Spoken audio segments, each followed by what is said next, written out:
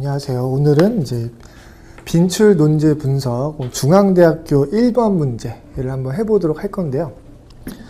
중앙대는 형식에 대한 어떤 학교의 고집이 조금 강한 학교예요.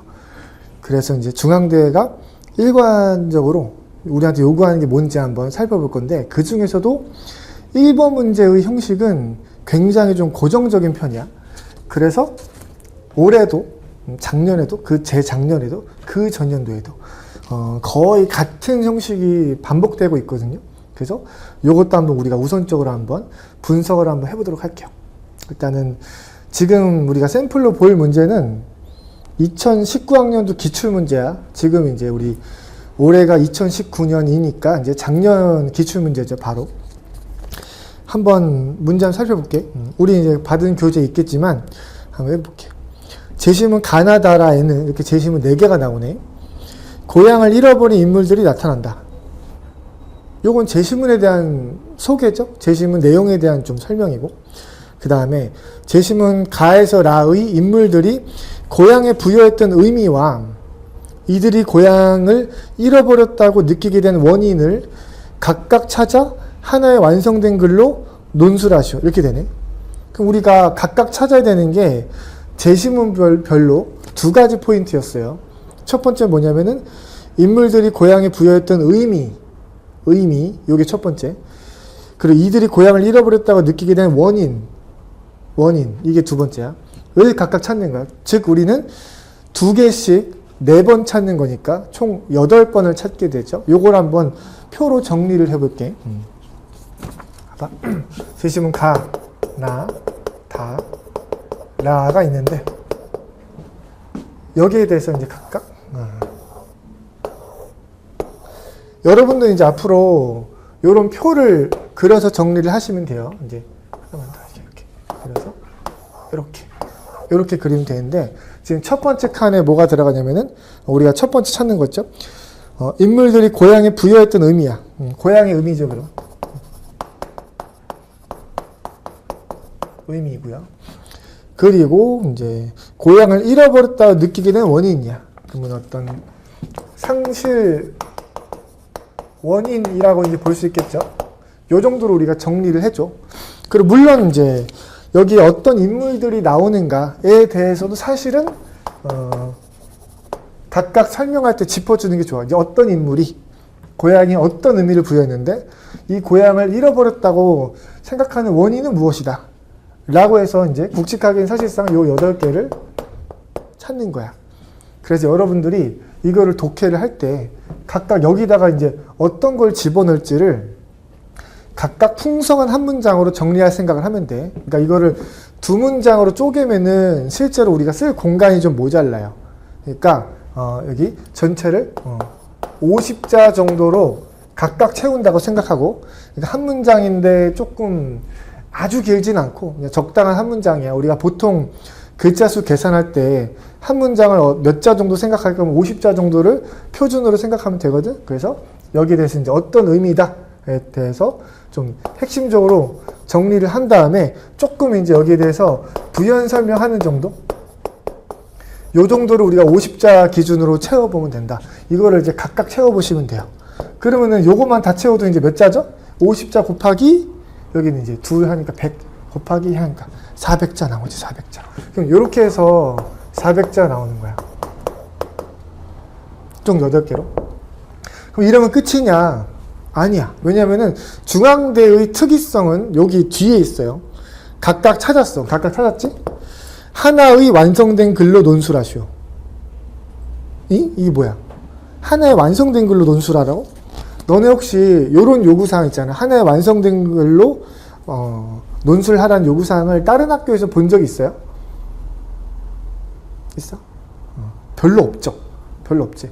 아마도 이제 거의 여기서만 봤을 가능성이 꽤 높단 말이야. 그러니까 좀 중앙대의 독특한 요구사항이라고 볼 수 있는데, 이게 무슨 뜻이야? 하나의 완성된 글로 논술하는 게 뭔 뜻이니? 가만 생각해보자. 다른 학교는 완성된 글로 안 써요? 다른 학교도 완성된 글로 써요. 우리가 완결성 있게 쓴단 말이야. 근데 얘네가 이렇게 요구할 때는요, 조금 독특한 의미가 있어요. 그래서 이거는 외워두셔야 돼. 이거는 서본결이야. 서본결. 서론, 본론, 결론. 그 구조가 분명하게 드러나야 된다는 뜻이에요. 오케이? 그거를 우리가 특별하게 외워야 돼. 그러니까 이 학교에 좀 독특한 성격이니까. 그러면 얘네가 본론이에요. 본론이야. 그럼 뭐가 있어야 되냐면 서론과 결론이 있어야 되겠죠. 서론. 그러니까 결론이 있어야 되는데 서론은 뭐냐면요. 서론은 별게 없어요. 그러니까 다양한 인물들이 고향에 다양한 의미를 부여하고 그거를 상실한 원인도 다양하다. 는 게 서론이야. 즉 요거를 우리가 한 문장으로 약간 유도리 있게 유연하게만 작성해주면 돼. 그러니까 다양한 이러면 조금 좀 기계적이죠. 그래서 그 단어만 조금씩 다양하게 이것도 다양하다 그러네. 좀 다르게 표현해가면서 이제 여러 인물들이 고향에 이제 다양한 의미를 표현했는데 그거에 대한 상실한 원인들은 좀 차별적이더라. 요 정도로 우리가 부드럽게 한 문장을 배치해주는 게 서론으로서 첫 문장이야. 이거 한 문장 배치야. 한 문장 배치. 그리고 나서 이제 결론을 쓰겠죠. 결론 설명하기 전에 우리가 여기 들어갈 말들을 여기 핵심어가 있을 거 아니야, 그치? 핵심어. 핵심어를 쌤이 이제 A, B, C, D, E, F, G, H 이렇게 한번 해볼게요. 왜 이걸 설명하냐면 결론을 우리가 설명할 때 요 개념들이 있어야 돼. 결론은 지금 뭘 쓰면 되냐면요. 봐봐, 이 얘기는 여기까지 논의는 우리 굳이 따져봤을 때 설명문이니 아니면 논설문이니 이건 유형이 뭐야? 사실상 조건부 요약이에요. 조건부 요약이야. 조건부 요약. 그러면은 이런 식의 정보 정리일 때 요약, 비교, 분류를 정보 정리라고 불러. 그러면 정보 정리일 때는 결론 문단에 어떤 걸 쓰는 게 적합하냐? 이거 설명문이거든. 설명문의 결론에는 주로 등장하는 패턴 중에 하나가 재정리야. 그리고 중앙대 여러분 요거 할 때 결론을 재정리를 해주면 돼요. 어떻게 하냐면은 주로 물어본 포인트는 요거잖아. 고향의 의미가 각각 뭐였냐? 그리고 상실한 원인이 각각 뭐였냐? 요게 사실상 포인트였잖아. 걔네들을 정리해주면 돼. 그래서 이들은 이렇게 A, B, C, D를 모아서 이러한 의미를 부여했고 라고 한 문장. 그 다음에 두 번째 E, F, G, H 라는 상실한 원인이 있었다. 라는 걸 모아서 또 이제 한 문장. 으로 또 두 문장을 배치해주면 돼요. 오케이? 그럼 봐봐. 두 문장은 그럼 몇 자죠, 요게? 두 문장. 한 문장은 50자. 그럼 두 문장은 100자. 그지? 여기는 서론 한 문장이었죠. 그럼 이건 몇 자야? 50자. 이거 다 합치면 몇 자니? 다 합치면 100자, 400자, 50자 다 합치면 몇 자죠? 너무 어려운 걸 물어봤죠. 이게 550자잖아. 그지? 그럼 이거는 몇 자짜리 문제였어? 이거 글자 수 제한이 어땠니? 550에서 570이에요. 느낌 오지? 요렇게 딱 봐봐. 이건 사실 20자잖아. 20자는 사실상 여유를 두지 않겠다는 뜻이야. 보통은 플러스 마이너스 10자, 그러니까 10% 정도 있어요. 그래서 뭐 1000자짜리 문제다. 그러면 900자에서 1100자까지 이런 식으로 좀 넉넉하게 주어진 경우가 많은데 이거는 사실상 너무 비인간적이죠. 사실상 조금 비인간적이야. 그래서 이거를 사실 이 8개가 아니죠. 이제 총 11문장. 11문장을 어떻게 배치할 것인가를 고민해서 네가 한번 글을 써봐라 라는 건데 이건 좀 다행인 건요. 중앙대가 일관적으로 이런 형태를 계속 요구하고 있어요. 그래서 여러분들은 어떻게 대응하면 돼? 그냥 요 도표를 외우세요. 그냥 외우세요. 그래서 서론은 이제 이거 어떤 다양한 인물들이 이거 해서 하고 있는데 먼저 제시문가는 고향의 의미를 뭐라고 얘기한다. 그러니까 이렇게 쓰시는 거야. 고향, 가의 어떤 인물, 이 고향에 어떤 의미를 부여했다는 어떤 것이다 라는 방식으로 우리가 좀 길고 부드럽게 한 문장. 아니면은 혹시나 너네가 50자 정도의 차원 안에서 쪼개서 쓸 수 있으면은 핵상으로 쓰는 것도 이제 뭐 괜찮긴 해요. 그렇게 쓰려면 이렇게 쓰는 거지. 제시문가의 어떤 인물이 고향에 어떤 의미를 부여했다 라고 이제 그 다음에 이건 어떤 의미냐면 이런 의미야 라는 게 그 정도야. 그렇게 두 문장으로 끊어 쓰거나 아니면 이제 길게 한 문장. 근데 쌤은 보통 이렇게 50자마저도 이제 핵상으로 나누는 게 보통 학생들한테는 좀 되게 부담스러운 일이야. 그것도 좀 난이도가 있거든. 그래서 차라리 그냥 좀 부드럽게 좀 풍성한 한 문장 써라 라고 좀 얘기를 해주고 싶어. 어쨌든 그런 식으로 이제 딱딱 배치해가지고 기계적으로 쓰면 돼. 기계적으로. 근데 어쨌든 재심은 가, 나, 다라는 각각은 요약이니까 요 안에서는 부드럽게. 근데 일로 넘어갈 때 무슨 뭐 먼저, 다음으로, 그 다음으로, 마지막으로 막 이런 식으로 이 연결관계에 대해서 너네가 유기성에 대한 고민은 별로 없어도 돼요. 이거는 사실상 조금 덜 골치 아픈 거지. 왜냐면 이제 이런 식으로 여러 개 제시문을 뭔가 합쳐가지고 이제 통합해서 쓰는 그런 요구사항들에는 이 사이의 유기성을 좀 깊게 요구하는 그런 유형들도 꽤 있어요. 그런데 중앙대는 별로 그런 고민 하지 말고요. 그냥 요거 넘어갈 때 그냥 거의 쉼표 처리하듯이 넘어가도 상관없어. 그냥 가는 어쩌고, 나는 어쩌고, 이렇게. 그냥 뭐 다음으로, 마지막으로 뭐 이렇게. 그렇게 해도 상관없고, 그냥 바로 그냥 가는, 나는, 다는, 나는 이렇게. 그냥 넘어가 상관없어. 알겠지? 그래서 그냥 이거는 쭉 나열하면서 넘어가라.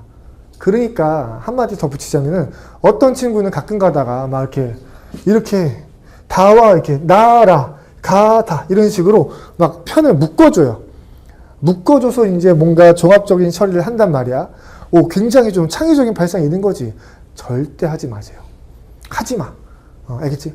그런 생각이 들어도 그냥 하지 마. 얘는 그냥 1대1대1대1이야. 알겠지? 각각 그냥 개별적으로 독립적으로 요약을 조건적으로 이제 하는 거지. 이걸 묶어서 분류처럼 처리한다든지 아니면 적극적으로 공통점, 차이점을 묶어서 처리한다든지 그런 식의 분석을 하지 말라고요. 오케이? 오케이? 그거를 잘 기억을 해야 돼. 그래서 그냥 쌤이 지금 말해준 대로 서론 길게 한 문장 그리고 그냥 아주 그냥 기계적으로 나열하듯이만 써주시면은 괜찮다라고 이제 볼 수 있어. 그래서 얘도 이제 이러한 고양이 의미. 그러니까 요 핵심어를 다 그냥 언급을 또 해줘. 근데 대신에 정말 핵심 키워드만 언급하면서 이러한 다양한 의미를 부여했고, 이렇게. 그 다음에 상실한 원인들도 이게 이렇게 다양하게 있었다.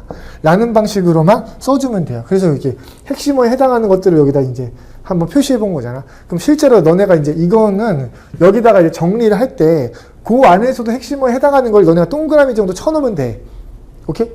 그럼 이 동그라미 쳐놓은 키워드만 여기다가 다시 한번 반복적으로 언급해 주면서 적으면 된다. 선생님 그러면 여기 쓰는 동그라미 친 키워드는 그냥 그대로 그냥 똑같이 써야 되나요? 그게 권장사항이야. 왜냐면 이걸 패러프레이징 해가면서 다른 단어로 언급하는 것도 물론 가능하고요. 그것도 괜찮아요. 그런데 이거는 또 이제 시간 싸움이 또 있어. 이거는 뭐 그 문제에 비해서 주어진 시간 같은 게 그렇게 넉넉하지도 않고 이걸 패러프레이징 한다고 막 기가 막힌 그런 추가점이 있고 이제 그런 것도 아니거든. 그냥 똑같이 이제 끌어와가지고 정리만 좀 잘 해주면 된다.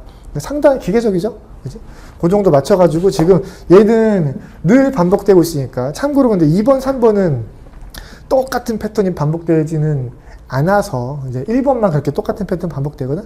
그래서 쌤이 이제 이런 걸 우선적으로 좀 하는 거야. 알겠죠? 근데 이런 문제들이 아주 많지는 않아요. 그래서 일단 똑같은 게 반복되는 것들은 쌤이 좀 중요한 것들을 추려서 우선적으로 좀 표준 전개를 정리를 해주고 있고요. 근데 쌤이 늘 말하지만 이 표준 전개를 정해주는 거는 일단 기본 자세를 알려주는 거야.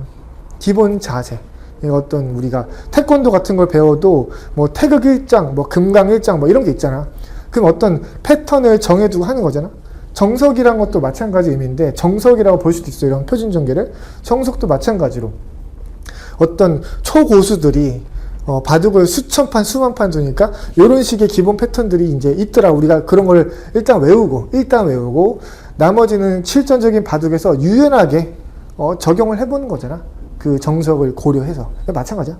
그러니까 이런 걸 일단은 변형을 해도 좋지만 일단 이거를 외워서 똑같이 써도 큰 문제 없을 거야, 솔직히. 근데 이걸 일단은 외워서 쓴다고 생각하고 조금씩 자기만의 스타일이나 그 문제의 디테일에 맞춰서 조금씩의 뭐 순서나 어떤 표현 방식이나 이런 것들은 여러분이 좀 마음에 드는 방식으로 하셔도 그거는 괜찮다라고 이제 보여요. 근데 큰 틀에서 우리가 논제가 어떠한 개념적으로 어떠한 개념을 우리한테 요구했는가, 그런 거는 요 정도를 우리가 기반으로 정립을 하면 좋겠어 라고 쌤이 좀 정리해 준 거 알겠죠?